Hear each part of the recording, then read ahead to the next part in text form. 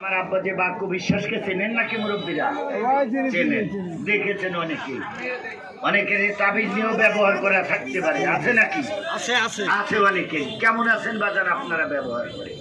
আলহামদুলিল্লাহ, মাফ করা মালিক আমার আল্লাহ। বাজান আজে বাজে ভাষা দিয়ে তাবিজের প্রচার করি না।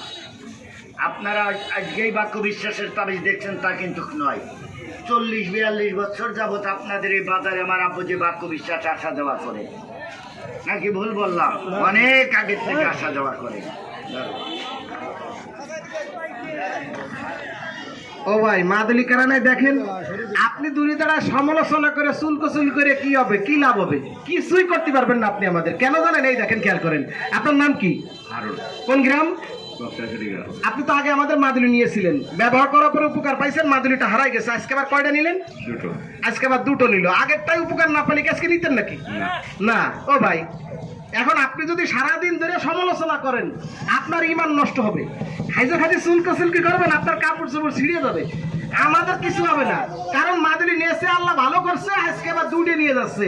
এত সহজ নয়, লোকে গুলি করলে আর সব ফেরবে না। কেন? সে জানে তাবিজ সম্পর্কে। আর ধরেন আপনি কি নিয়েছেন? সৈন্য বাজার কাছে 40টা ফ্রি, 42টা ভাব আনি নিয়ে জন্মের গা খাও। 500 টাকা ফাইল দাম করে বেশিছে আপনার কাছে 50টা।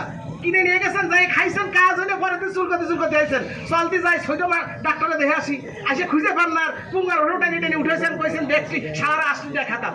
আপনি কি দেখাবেন জানাব? আমি আপনাকে ডেকে খোঁজ করি, ওই লেখা মাইক কত করে দিয়েছি। রেগুলার রবিবারে আপনাকে ডেকে